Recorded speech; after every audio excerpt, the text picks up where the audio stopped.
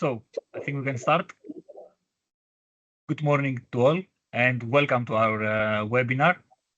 Before we start, a reminder that this meeting is recorded and the video might be published on our website. So I'm Nikos Lampropoulos. I'm the brand manager of the ESPON EGDC. And today, together with my colleagues, Nicolas Rossignol, who's the Assistant Director for Research and Policy, and Laura Dumitriou, which is the Administration and Contract Manager, we will try to help you understand what is an ESPON target analysis, which are the thematic areas that it can cover, how you can apply, and what you can expect from it. But before we start with the presentation, and before I explain you a bit how this agenda will work, I want to start with a warm-up exercise. So I will ask you, if you can, to use this QR code, or you can also type slido.com in your browser and then use the hashtag ESPON1 and reply to those very simple questions that we have for you.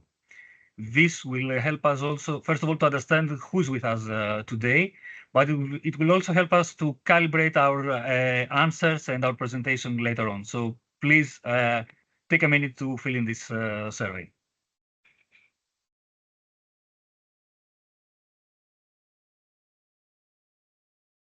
And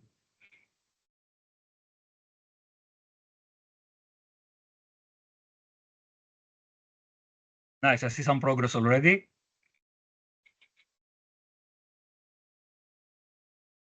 Very good. And while you are filling in the survey, let me explain you a bit the agenda for today. So we will start with a brief introduction about the program and its thematic priorities.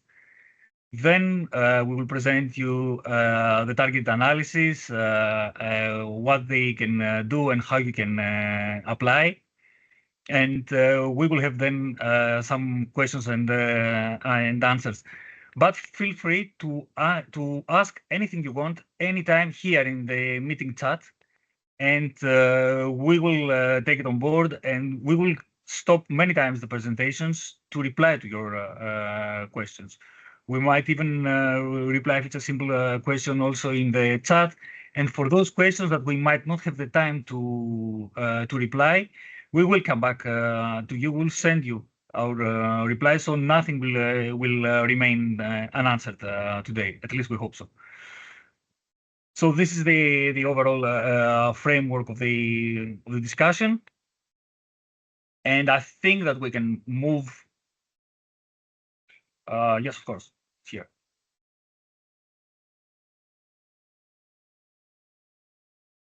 We have 27 votes. You are 53, so I would expect some more if you are kind to.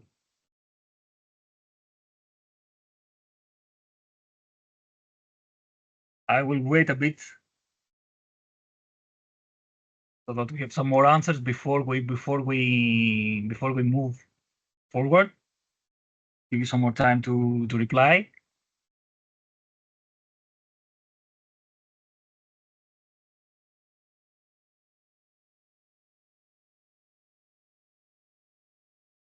Okay, so I will start with a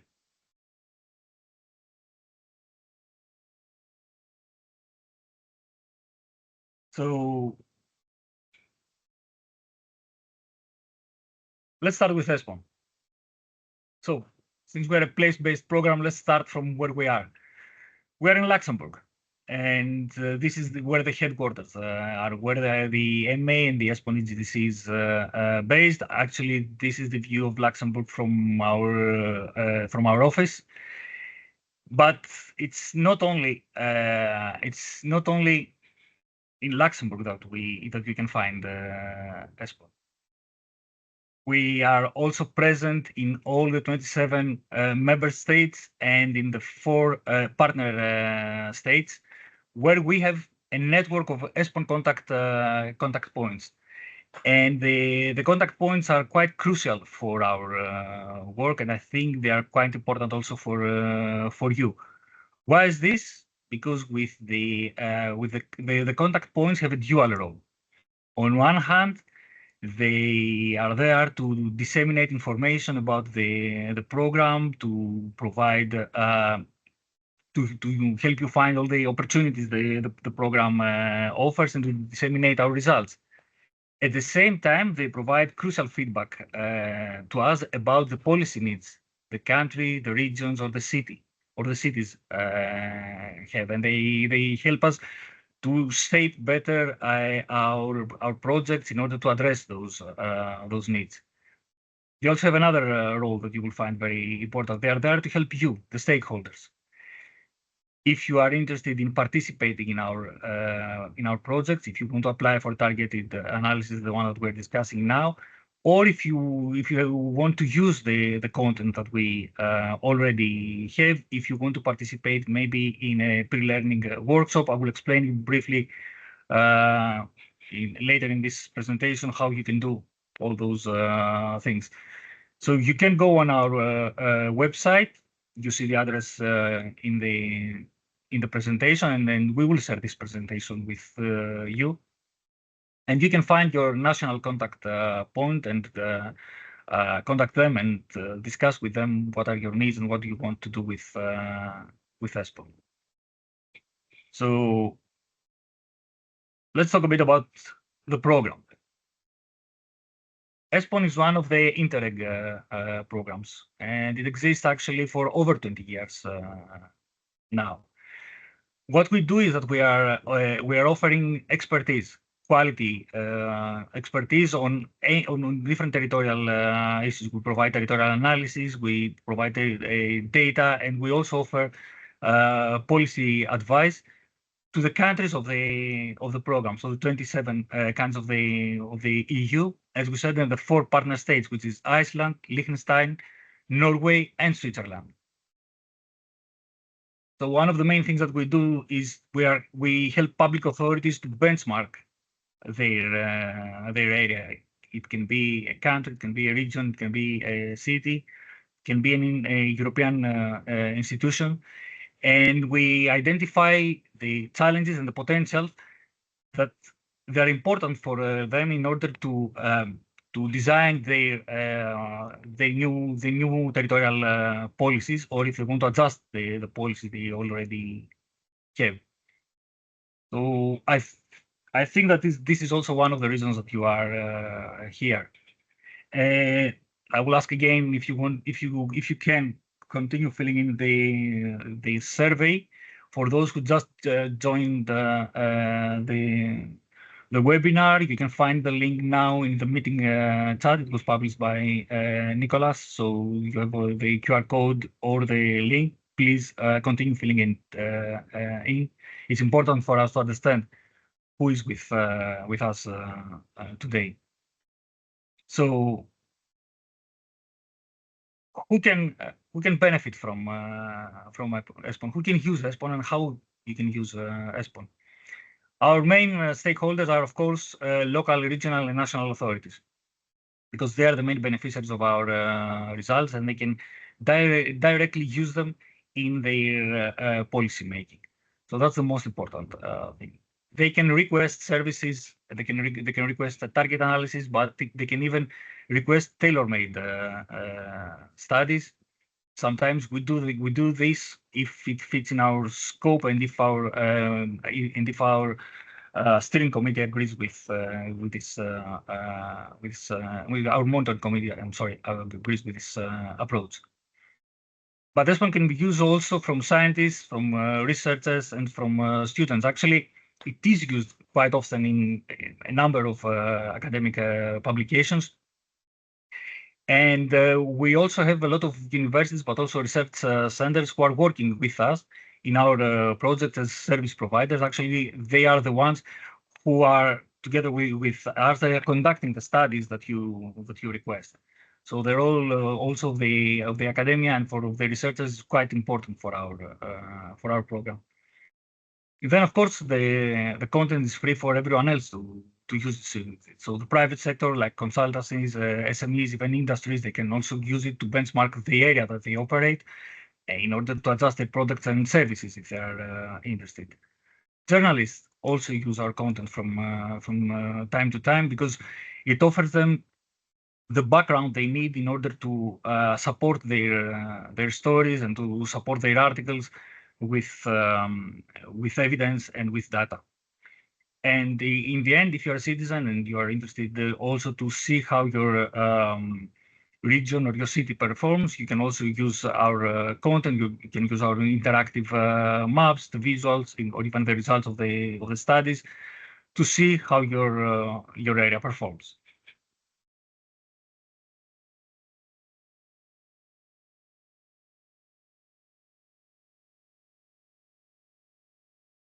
So let's see a bit more concretely how does it work for if you are a policymaker. How you can benefit from ESPON? What ESPON can do for you? So there are three ways that you can use ESPON. One is the one that we will discuss today. Is you can participate in calls for targeted analysis. There are other. I will not explain further this one, as Nicolas will explain you concretely how does it work. But I will tell you that you can also have your say in the research projects, which means that you can be part of our advisory panels that we organize quite often for our projects, or you can participate in our case studies. You can also use our content for peer learning workshops. You can ask us to organize something that can help you to benefit from the content we already created and it's already available. But you can also ask for an on-demand service. This is a bit different. You need to get in contact with your with your ESPON contact point in your country, and then with the relevant member of the ESPON monitoring committee, and see if you have a concrete demand that falls under the scope of ESPON that can be funded separately, and to design a study that's exactly for this that fits exactly for the purpose that you need. So what is very important to remember, and what makes us different from almost any other EU program, we do not provide grants. We organize calls for tenders. We organize a call for tenders with you, but we open the calls. We design them together. We agree together what is the scope, what we want to achieve. But then all the administrative burden is on us in order to prepare, organize, and follow until the end, the preparation of this of the studies. So, quite briefly, this is what ESPON is and how we operate. And moving to the thematic action plans and to the priorities, I will give the floor to our assistant director, Nicolas Rossignol, who will present you more concretely what exactly we are doing. Thank you. Thank you very much, Nikos. Good morning, everyone. So let me now maybe resume with the Slido that we launched, just because, as Nikos was saying and explaining to you the way the ESPON program can benefit to policymakers, this is just to recall that this webinar is precisely aiming at those of you who are representing national authorities, regional, local authorities, EU programs, who are interested in becoming tomorrow potentially a stakeholder within one of our targeted analyses. So if I take a look now at the answers that we received on Slido, I can see that among the respondents, 45% of you are representative of regional and local authorities, which is, I think, like a good point, and also 36% from national administration, which is also very,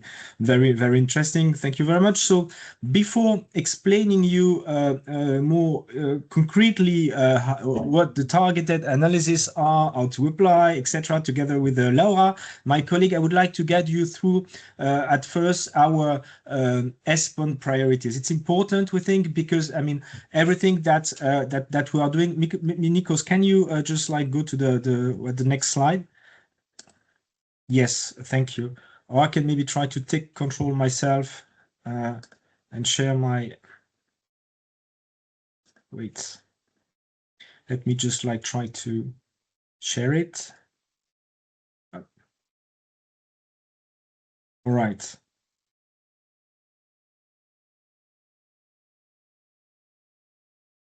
Okay.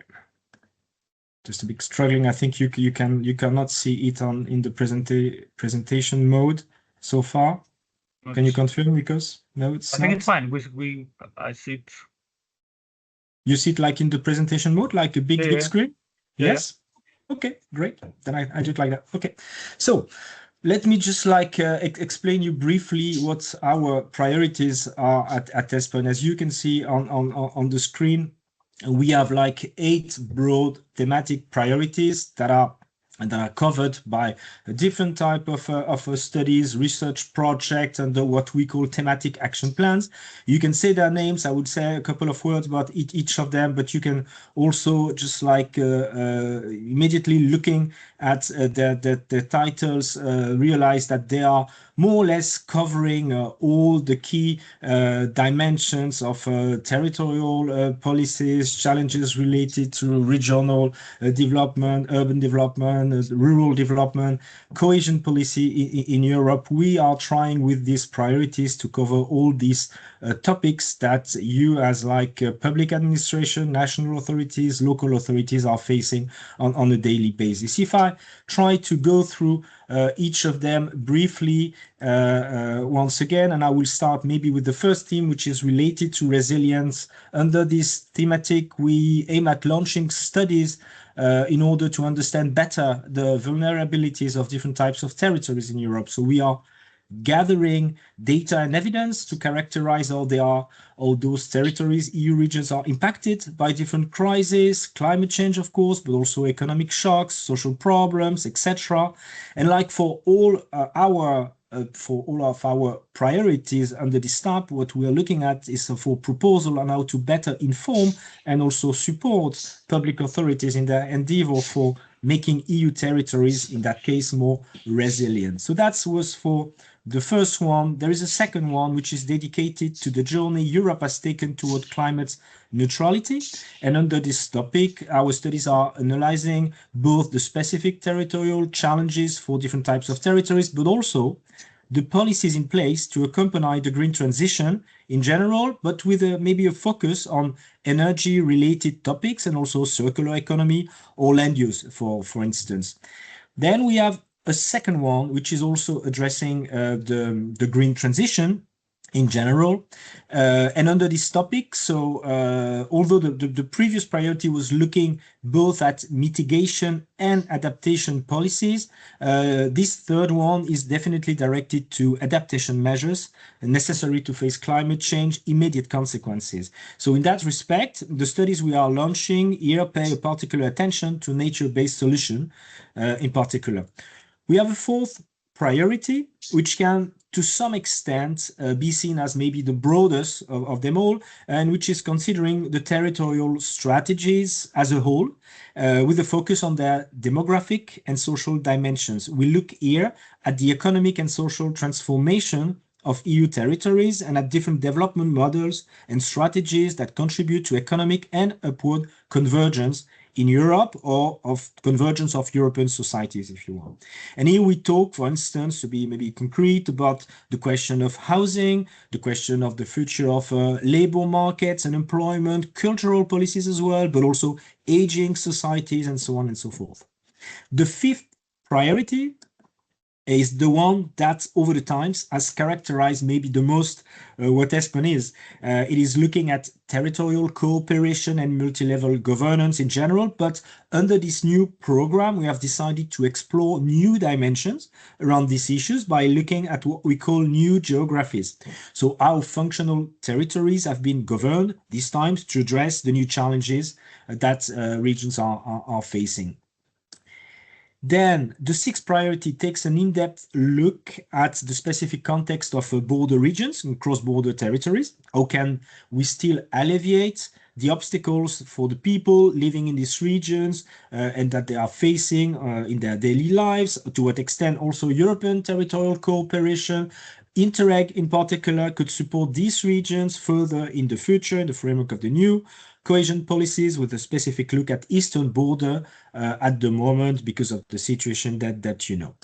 The seventh priority, it's a brand new priority for ESPON, but it's also an extremely hot topic, and it aims at better understanding the positioning of EU regions in the global economy and how to support EU territories in general, the countries, the regions, the cities in their contribution to the European strategic autonomy, which is also very sensitive and topical at the moment. And the last, which is called smart connectivity, is considering the broad issues of accessibility, understood in terms of digital access to services, but also physical connectivity of places across Europe. So this is like a brief overview of all the different thematic priorities that the new program is covering. And then, as we will be talking about targeted analysis, please try to keep that in mind, because these also type of specific studies, targeted analysis, are aiming at contributing in a way to some extent to some of those, to at least one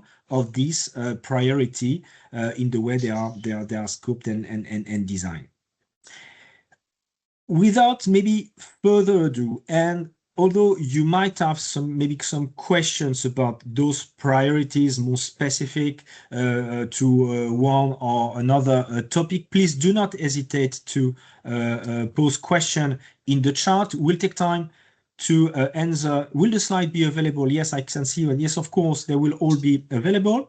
And we can also, and we will also have time today to answer any type of questions you will have. And in case it's not possible, as Nikos was saying, do not hesitate to leave us your contact details, to send us an email, and we will reply to each one of you if you want to, if you contact us also after the meeting. So now maybe let's go and we stop right after this part, and before entering the more procedural details for a first session of Q&A. I would like to explain you what targeted analysis are and how you can apply to them. I will start with an overview on what they are. I mean, they exist, like it's like sort of a flagship ESPON type of studies that exist for like a long time, since 2007, with the objective of supporting local, regional, national public authorities, as I was saying, by gathering them also in consortium and trying to help them answering territorial specific challenges that their regions are facing, bringing new territorial evidence and a European perspective into more specific territorial issues. Since or between 2007 and 2022, so the last ESPON program, there have been like 51 projects of targeted analysis involving more than 300 stakeholders all across Europe.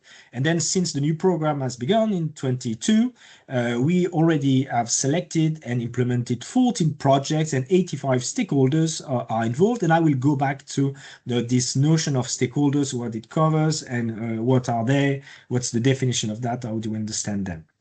But then, without maybe further ado, just like maybe a quick visual also for your information about those proposals that we have received so far under the new program. So you can see on these maps where they were coming from in terms of stakeholders proposing projects for new studies. You see that since the past 2 years, we have received proposals emanating from more than 100 stakeholders all across Europe.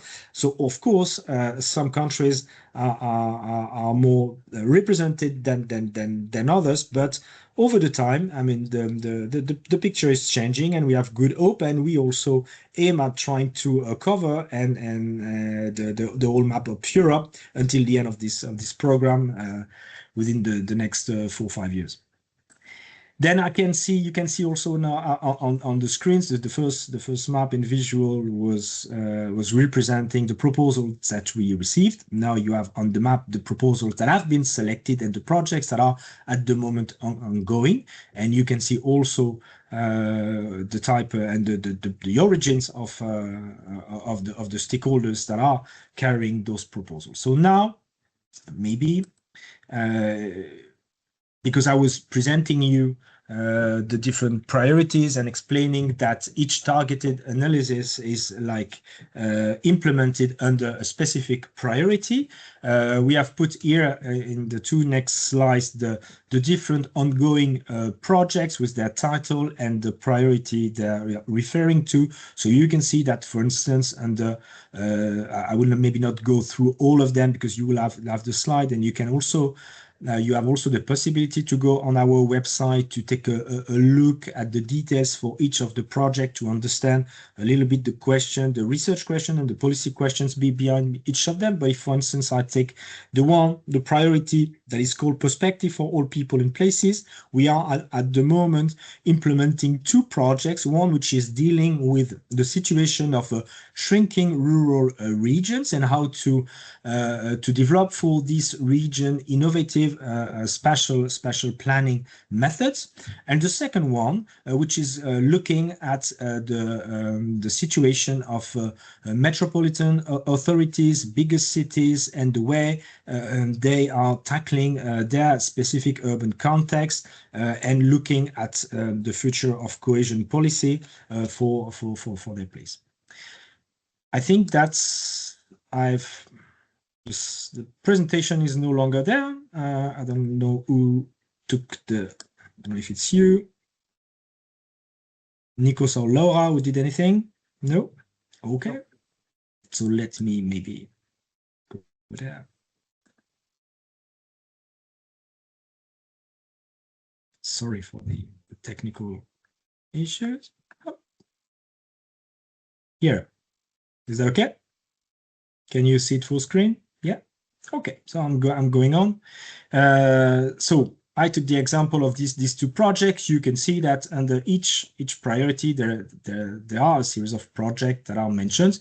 They represent these ongoing targeted analysis that we have just selected over the past 2 years. Now, maybe what is it and how does it work? Because I imagine that this is what you are looking for today. So let's put it simply as a start. A targeted analysis, it's a territorial study that is financed by ESPON, but it emanates from proposals that you will have submitted. You, meaning a group of stakeholders who can submit an idea for a project, and then after a evaluation and selection process, ESPON, together with you, is scoping and implementing this study, which is financed by us 100%. And I think this is also something which is important for you.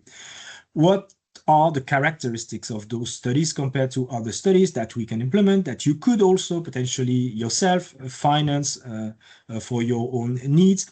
Well, firstly, these targeted analyses, they should reflect your specific territorial context. This is what we are looking for. So when we talk about specific territorial context, of course, it varies. It can be like nationwide, or it could be also regional context. It could be a project about a group of cities, a group of cross-border regions, a group of rural regions, or islands, territories with geographic specificities in general.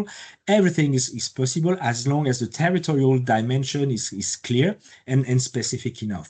And of course, it should reflect some specific policy needs that you are sharing in your group of stakeholders that is composing the consortium with submitting the proposal. So we are financing studies that aim at providing, firstly, evidence, territorial evidence, but also responses to very specific policy needs that you are sharing among your group of stakeholders. As I was saying, each project should relate to one of our 8 thematic priorities. And of course, because this is the specificity of any European program, the idea or the objective with those projects is to bring a European perspective into a specific territorial question or policy problem. When I say the European perspective, it doesn't mean that the study should necessarily cover or offer like comparisons in European-wide perspective. It's more the notion of replicability or the common interest for other territories that is important for us. So it means that if we decide together to finance one study for your group of territories, the lessons learned, the questions behind, the issues, the territorial challenges, they should bring something and be interesting, and potentially the solutions should be replicable for other territories in Europe as well.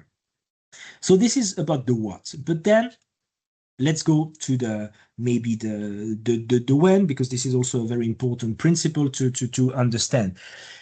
We are working with the principle of open invitation with cutoff dates, which means that you can basically submit a proposal whenever you want until the end of the program, which means until, let's say, end of 28, maybe mid 28 for the sake of having the time to implement it. But so it's open constantly, and then we are setting up cutoff dates. The next one, for instance, it's the beginning of January 25, and twice a year you will find on our website indications for cutoff dates, and after this cutoff dates, we are gathering all the proposals that we received. We assess them, and then we select those that are of sufficient quality, depending on criteria that I will explain a little bit later.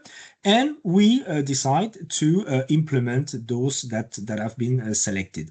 For instance, because I think that this is also an important issue for you, how many do we select? It depends. Sometimes it happened that we selected only 3, sometimes 4, sometimes last time was 6. In general, and at least for the next cutoff date, we can select up to 7 new proposals if we find 7 that are interesting enough, sufficient quality for being implemented.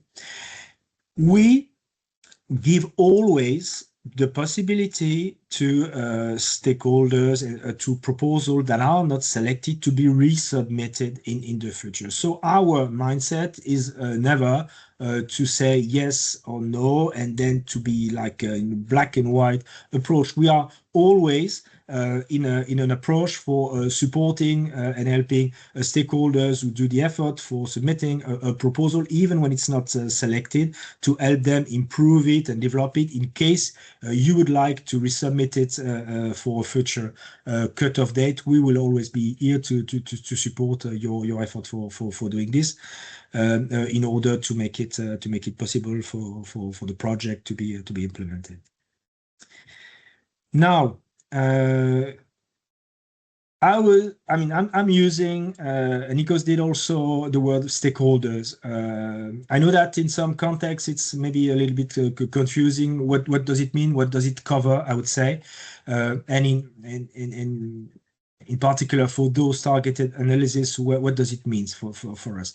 It's important to understand that, because this type of project, this type of studies, they are only aiming at these categories of organizations, public authorities. So I know that among you today, together with us, we have a representative of research centers, universities, etc.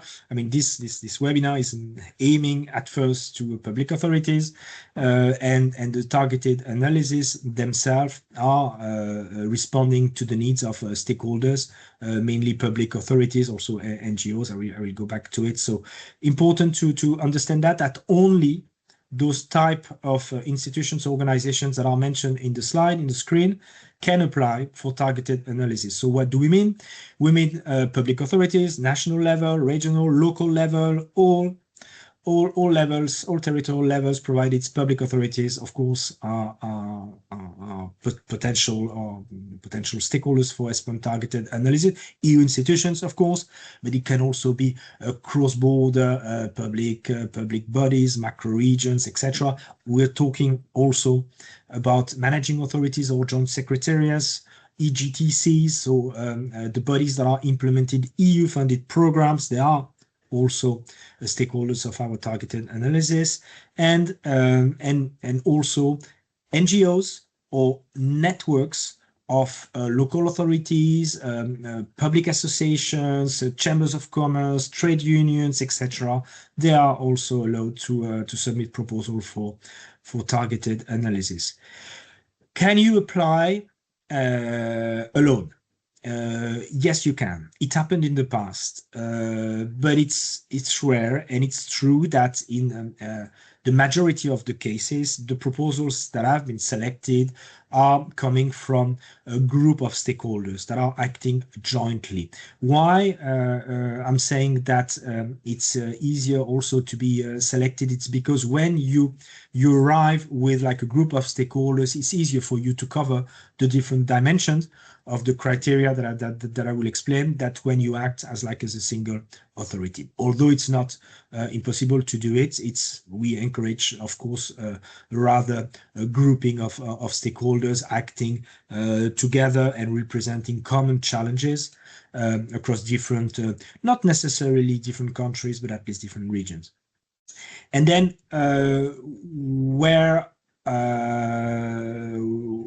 which type of stakeholders? I mean, are we limiting the access to targeted analysis to EU member states and EFTA countries? Yes, we do.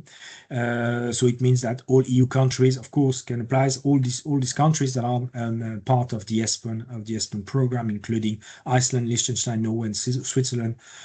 Public authorities of those countries are, of course, welcome to apply.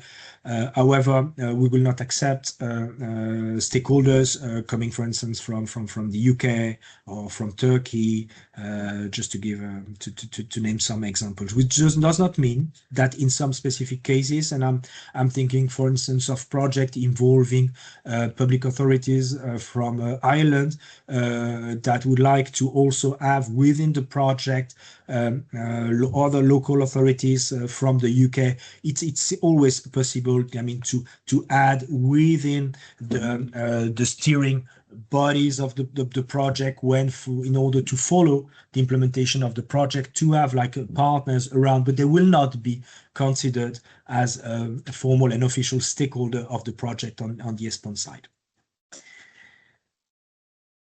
Then the selection criteria. Selection criteria are the following. There are 5. The first thing is that within your proposal, we will be looking at what do you expect in terms of new data and new evidence that should be delivered by the study you are asking us to implement. So it means that all of our studies, they aim at bringing new evidence, new knowledge under a specific priority that we mentioned. And this is what is very important for us to understand what's going to be new at the end of the process in terms of outcome of the study.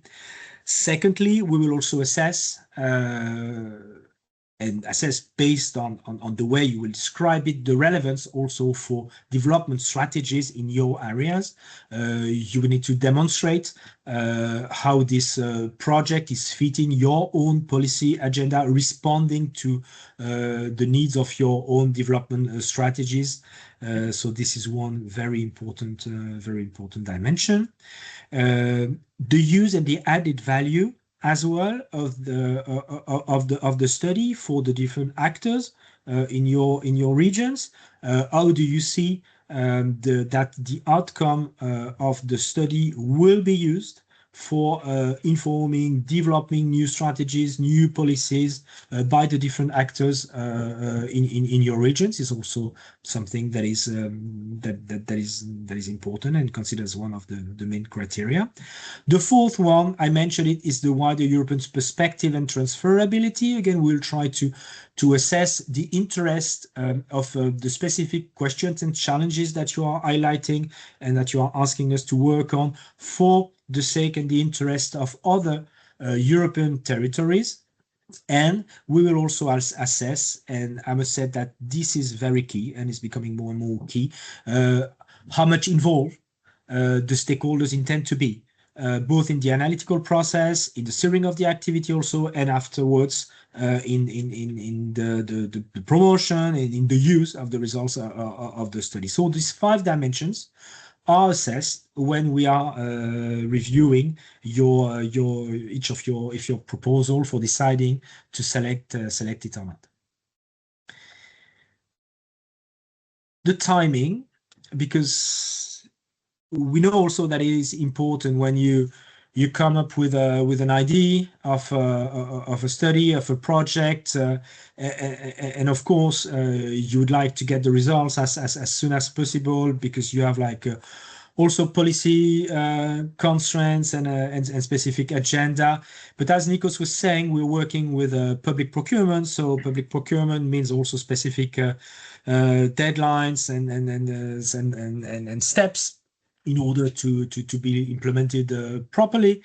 So in general, what we can tell you is that from the moment we received your proposal, and then we start assessing it, and the moment when you get the final results of the study, you can count to something like 21 months, more or less, so a little bit less than 2 years between the moment we receive your proposal and the moment the study is completed. And in between, we have different steps that will go again and explain them a little bit further later on maybe, but it starts with the evaluation and the selection of your proposal. So we, as I was saying, we will be looking at the different criteria that I mentioned, and then we will select some of these of the proposal that are reaching a certain number of points. There is a scoring grid that we are applying for that. One thing which is important is that in this process is not something that we do only in-house, but we are also asking you to exchange with us. So we are organizing, which each one of you is submitting a proposal, an online exchange. An online exchange when we can discuss your proposal, you have the opportunity to present it, and then we can ask you also maybe clarifications in order to make sure that the decision we will take is the most educated and informed as possible, and that we don't misunderstand the things that you would have written down in your proposal, because also you will see when Laura, my colleague, will explain, it's very short, it's very simple. We don't ask you to draft pages and pages. So, but because it's quite short, we think it's also important to be able to discuss with you in order maybe sometimes to understand well what is written down in the proposal. So we do it like that. We evaluate your proposal, we discuss with you, and then we take the decision to develop some of the proposals that we have received. And what does it mean? It means that together with you, you as lead stakeholder or you as group of stakeholder, we scope the study itself together. So we develop and redraft specifications that we call terms of reference for each of the project, and these terms of reference will become the basis for a call for tender that we will launch, and then we are entering the public procurement phase, which takes the form of a EU call for tender, a European call for tender, and once the project has been or the public procurement has gone through all these different stages, at the end, together with you, we select the service provider and the best offer that we will have received for implementing the study. We take on our side all the financial administrative burden for that. You just here are stakeholders to accompany and to make sure that your policy priorities, needs are well taken on board, both in the design and scoping phase and also in the selection of the research team that will implement the study. And then we implement the study together. We agreed on the delivery dates, milestones, and we steer the project all along together. The project is a 1-year study. So this is important. We have like some margin of maneuver, a little bit less, a little bit more, but in general, we're talking here about 1-year studies. And then at the end of this year of implementation, you have all the results, and then we enter the phase of take and then outreach of the results. To be also clear, because 21 months is something like between 1.5 years, 2 years, can be also seen as long for some stakeholders or elected officials before they get the results of one specific study. So what we try to do also is to make sure that all along the implementation of the studies, interim results are available. They are available for you. We can make use of them also to communicate to your representatives and authorities the way the project is going on, what is happening, etc. So we don't wait 2 years before getting to know what's coming out of each of the project. So that's it on my side. And before maybe we stop for maybe a question and answer session. Nikos, yes. I have sent you the questions that we received in the chat. Okay, I can't see them while I'm sharing my screen. That's why So I can read them for you if you want. Maybe, yes, please. Yeah, sure. So the first question is, can we apply with developing a mechanism for AI-supported learning modules? I'll wait because I'm not sure to understand the question well. Let me check. I'm in the chat. Okay, sorry. Can we apply with developing mechanism for AI? Henk. Good to, okay. I see you. Yes, I mean in general, I don't see no major issue. I mean as I was explaining, the key here is to understand the policy need. This is answering the stakeholders around, and what is it for? I don't know if Henk, you would like to take the floor. Well, maybe very briefly, because maybe it's something to discuss and leave the floor to others.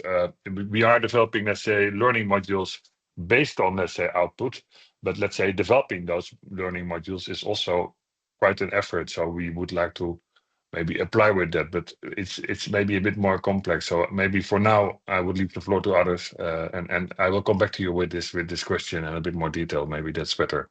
I didn't know that I got the first one to answer, but anyways, thank you very much. Thank you. Okay, no, thank you, Hank, for that question. Yes, give me also the opportunity to say that, I mean, of course, we can answer any type of question related to the process, your participation, or we can help you and so on. But it's difficult to answer in this type of webinar on specific ideas and specific projects. And but again, I can say that here what is important for us is to really understand the policy needs behind that the project is aiming at answering, and then I mean, if it, as long as it does, there is no constraints, no limitation for that. Okay. Thank you. Okay, thank you very much, Hank. How many proposals on average you receive? So this is a good question. Over the years, we saw some cycles. Sometimes we received 10 or more. Sometimes we receive only 4. So it's really depending on the moment. We cannot tell for sure. What we can say is that over the past 2 years, we received respectively 9, 5, and 7. And we implemented 4, 4, and 6. But as I was saying, I mean, if we receive 7 excellent proposals, we can also decide to select 7, like early January, and then each time like that. The idea is that we are working or considering proposal until 28, I would say. So we still have like 3 years to go. And to date, there are no real limitations. And if your question is, what are my chance to be selected? I would say that also because you have the possibility to resubmit in case you're not selected at first, then your chances are usually very good. Does it have each type a specific pre-allocated fund? No. No. Question from Federica de Veneto. No, there is no specific allocation by type.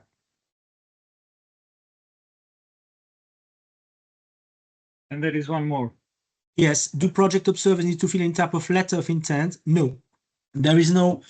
So about project observers, the project observers, they are agreed upon together between. I mean, it's an agreement between the GTC and the group of stakeholders to decide to include in the steering of the project for the sake of overseeing the implementation of the project observers from different nature.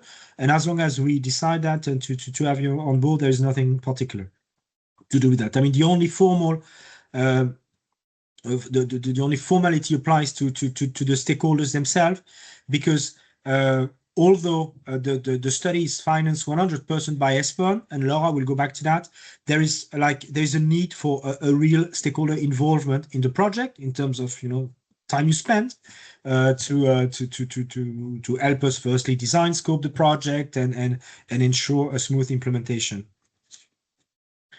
Is there any advice concerning the number of stakeholders and number of countries concerned in cross-border issue? No. No specific advice. I can tell you that we implemented recently a project involving 10 stakeholders related to cross-border issues, and we have also other cases when we had only 3 to 4. So it really depends. It's more the quality than the number. I would say maybe one thing you could consider. It's not to tell you to go in one direction or the other, but just to have this in mind. In general, I did not mention that, but these studies, they are funded on the average 250,000 euro. Imagine that you are like 10 stakeholders. It doesn't mean, of course, that you simply have to divide the budget by the number of stakeholders. It's more complex than that, because also you're addressing common challenges, etc. But if you intend, for instance, to have like a specific look at every territory of each stakeholders, then it means that the amount of resources that you can allocate to each territory will be more limited. So maybe that the analysis will be a little bit more superficial and less in depth. So it's a trade-off. for you, I would say that we are encouraging a qualitative partnership. If you are used to work with some counterparts across the border, and then you tell us, explain us that you do so, you know each other, that this is, but then this is something that we kind of appreciate, because on other cases we find out it's understandable also, but that stakeholders try to gather many different stakeholders from different places, but they don't know each other. So it has like a cost, because when the project starts, then we realize, all of us together, that we need to get to know each other, to understand the needs of each territory more. So it takes time also, both for the providers and also for you as stakeholders, to scope and tailor the study to fit the needs and to match the needs of everyone. It's always better if you know your partners before and when you submit the proposal.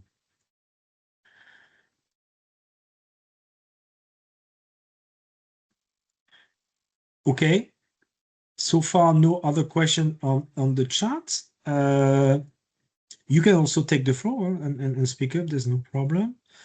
But maybe then it means that we could go to you, Laura, for even more practical information on how to do and prepare a proposal. Yes, quick question, Sophia, please do so.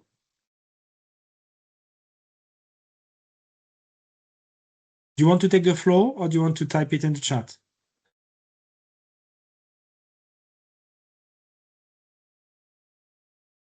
Okay.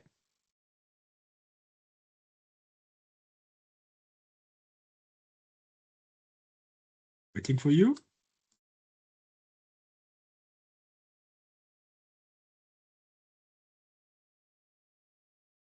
Okay, or maybe, Sophia, we'll let you type your question. Will it be a second call during 25? Yes, probably, most probably, but then rather at the end of 25. In the second semester. Second semester, autumn 25, yes. All right. Laura, would you please now tell us more about how to do in practical terms? Yes, thank you, Nicola. Hello, everyone. I'm Laura Dimitriou. I'm a contract manager at ESPON EGTC, and I'm part of the team dedicated to ensuring all the administrative details and formalities are taken care of. A task that's not always glamorous, but essential for success. And you stopped sharing. Sorry, I'll share my presentation. 1 second.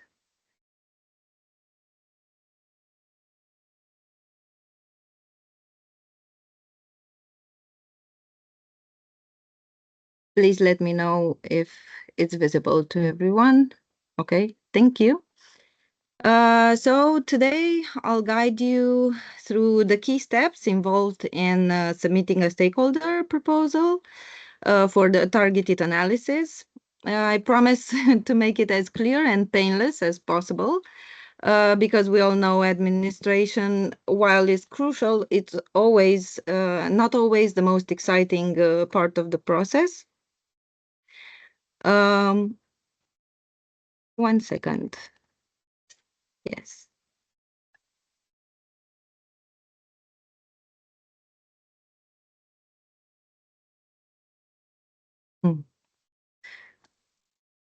Please. Okay.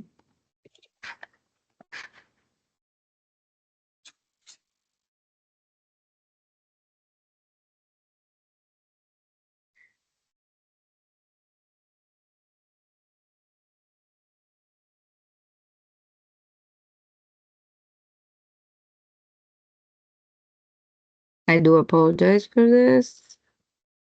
Apparently, it doesn't skip directly to my part. Good.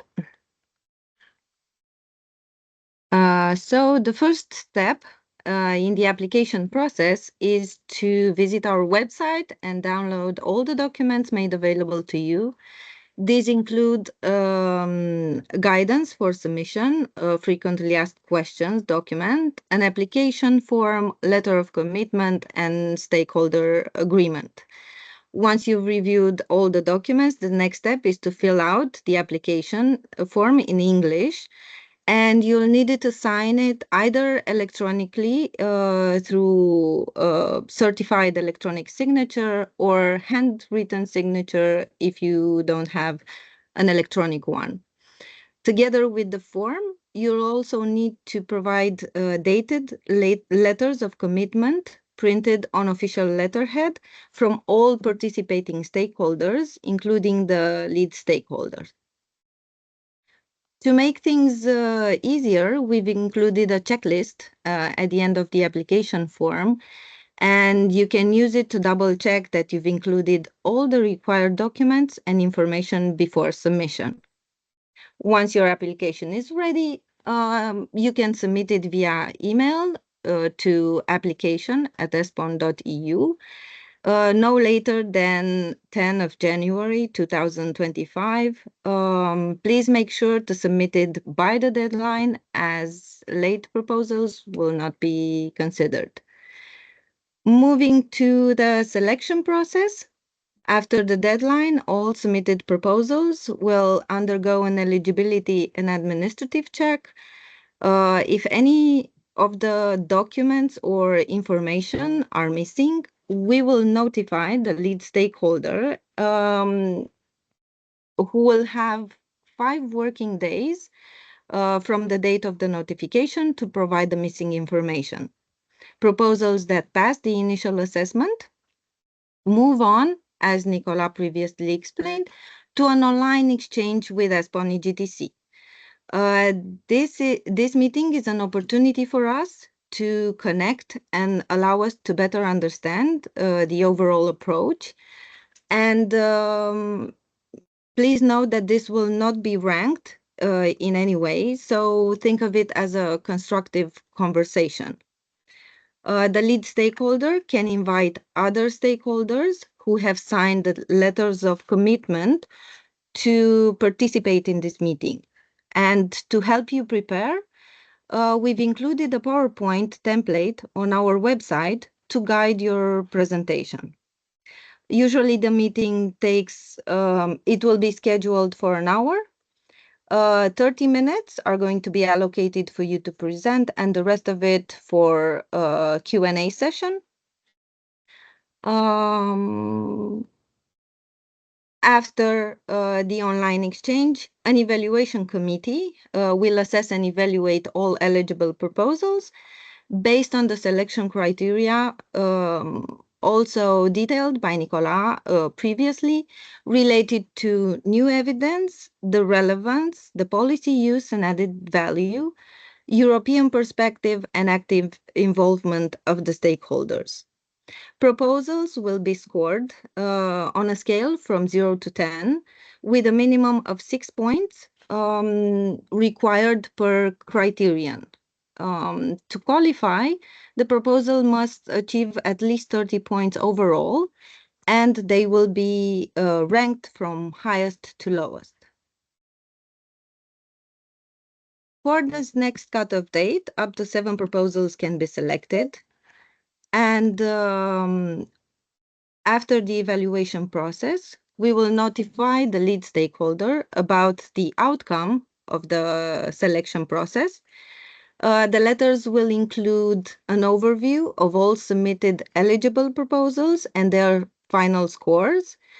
They will specifically mention the proposals that have been selected and provide detailed explanation for any proposals that were not selected. If a proposal is not selected, stakeholders do have the possibility to improve and resubmit it at a later stage.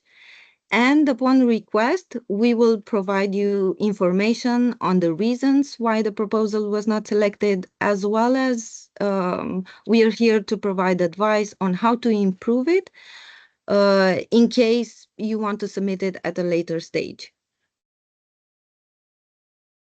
For the selected proposals, the next step is signing the stakeholder cooperation agreement and provide declaration of no conflict of interest signed and dated by the lead stakeholders and the participating stakeholders. The stakeholder cooperation agreement will only be signed by the lead stakeholder. The signatures on these documents are the same, either via electronic signature or handwritten signature. Please make sure that the declaration of no conflict is signed individually. This is not a document that can be signed from the representative of the institution on behalf of all the people that are participating in the future steps. The responsibilities that come along with signing the stakeholder cooperation agreement are to designate a contact person for coordination, to participate in the steering of the targeted analysis. Usually this process can incur costs. We always do online meetings, but also on site, which can incur travel and organization costs. The responsibility of the stakeholders also include to provide regional and information data, if necessary, to support the uptake and transfer of the targeted analysis results through communication activities and ensure compliance with publicity requirements, including reference to ESPON 2030 cooperation program. Thank you for your attention. This concludes our administrative journey together. I hope it has provided clarity on the steps and requirements for submitting a proposal. We are here to support you every step of the way, so please don't hesitate to reach out. And I'll give the floor to Nikos. Thank you very much.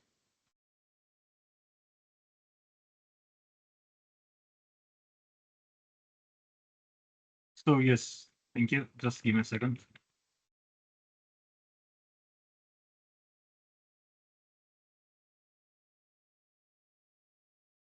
Yes.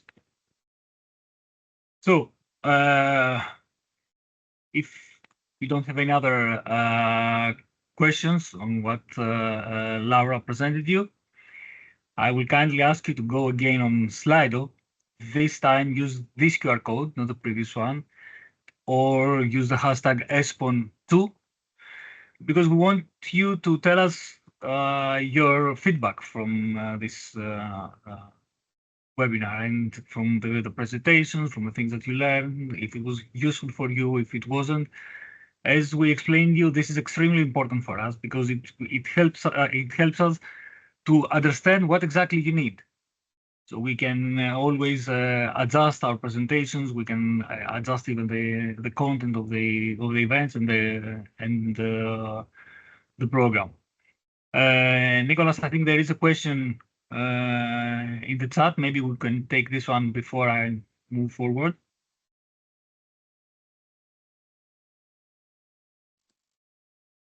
Yes, I can take the floor. It's true that so a research, as I was saying, I mean the targeted analysis are aimed at supporting public authorities in general. Although in this new program, now we allowed also NGOs to accompany and to be stakeholders as long as these NGOs are delegated a certain to a certain extent the design or implementation of public policy. So a research center cannot be a stakeholder of an ESPON targeted analysis if this is the question.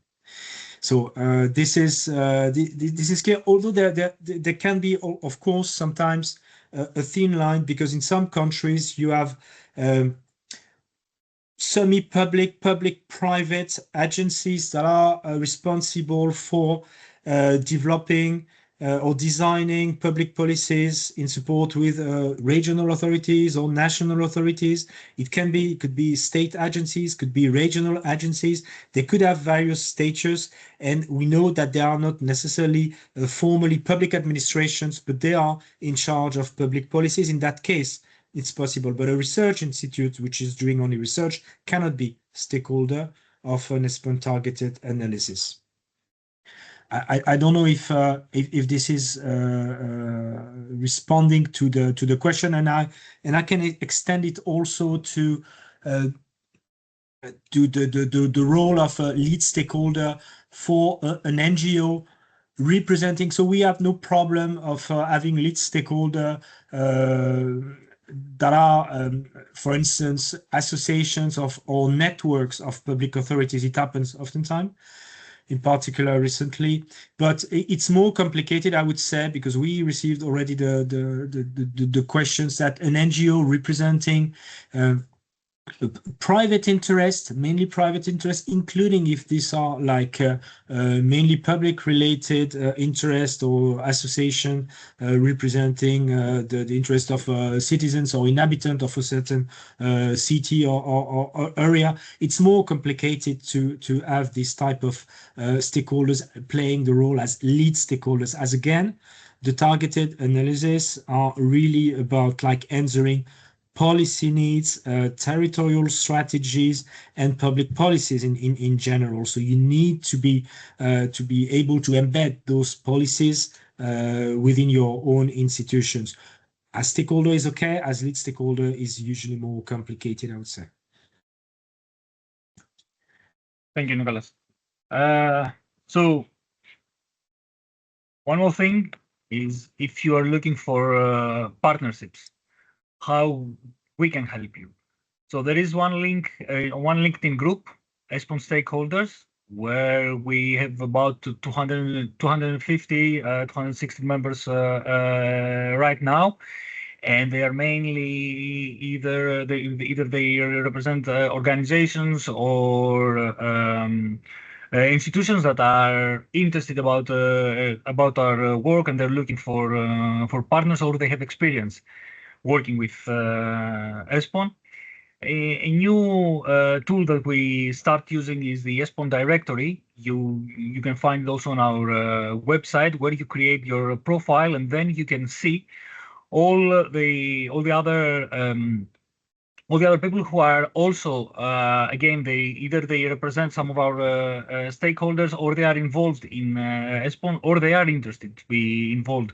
And you can search by our thematic areas or by country, and you can see if someone fits your the profiles that you are looking for. And finally, as I explained also at the beginning, you can always contact your national contact points. This is also quite efficient method, and they can also guide you and support you with the partnership request.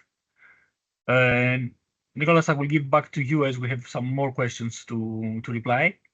Mm-hmm. Okay.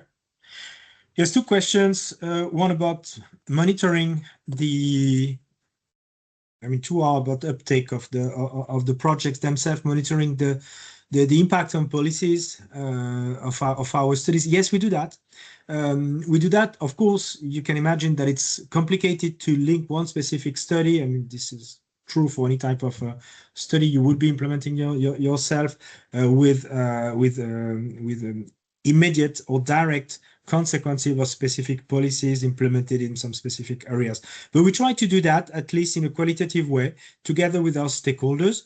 We do it while designing and implementing the project, making sure that also the lessons learned are taken on board, and then we can also reflect them, because we are, as EU program, requested also to provide feedback to the member states and to the European Commission, who are funding the program, on precisely the effects of the funding we use for implementing studies on the ground and on policy. So we're doing that in a more qualitative way. You can find some answers to these questions in the global general evaluation report of the previous ESPON 2020 program. Now, as the new program has just started and we are barely completing the very first targeted analysis under this new program, we don't have like specific measures and indicators to monitor that for the very new project. But looking backwards, we did that, and we intend to do that also in the future for those projects that we will implement under this new program.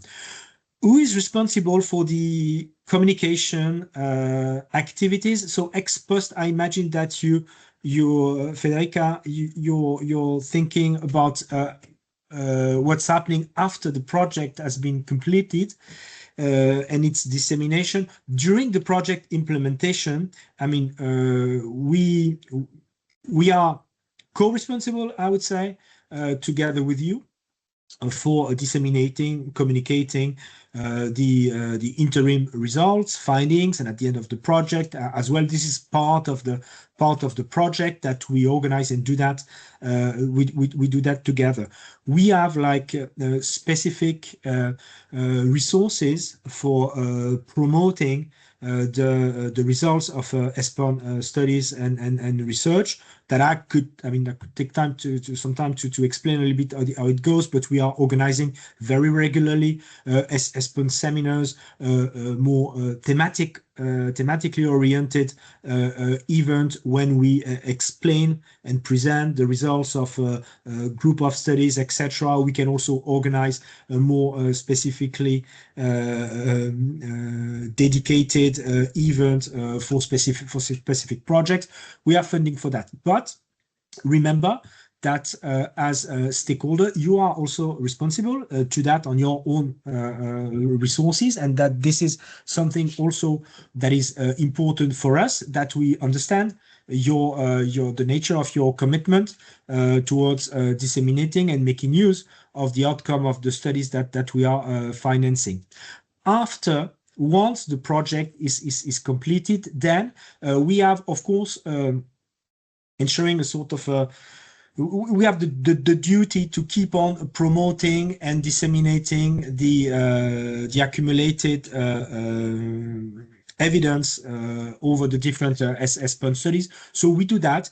We would rather do that on our side through a thematic approach and perspective, because as I was mentioning, we are structuring our work through thematic priorities. We will do that also in the framework of a more EU-wide outreach and dissemination or capitalization events for what relates to more specific territorial communication. This will remain on you and your duty and responsibility, knowing that, as Nikos was saying, there is in each of the country an ESPON contact point that is also there with dedicated resources to support you in order to promote and disseminate the studies that we will have implemented together. Is the program an ex post monitoring to assess? Yes. Okay. So the question of monitoring the uptake of the results, and also the uptake of the results, and I imagine also the concrete impact of the results. This links to the question before. Yes, we do that. We are doing that on the way. We don't have at the moment enough results, enough projects to be able to show you some concrete indicators and measures, but this is our intention, and we are doing this together with the member states that are part of the program. We are sharing with them, and we will be sharing with them these indicators and measures. How the way we will make them public afterwards, it's something that we haven't decided or completely clarified now, but this is something that we are doing for sure. Do we have another question? I don't think so. I don't think so yet. So going further, if you need more information after this this webinar, if you want to ask something about the process, or you have any other question, we're always available to reply to those questions. You can send us an email to the application at espon.eu. But you can also go on our website in the projects section. So there you can see all the ongoing targeted analysis. You can see so you get a better idea of what we are doing. But you can also download the content and the studies already implemented, and you can also benefit directly from the content that is available there. And with this, I think we reached the end of our presentations.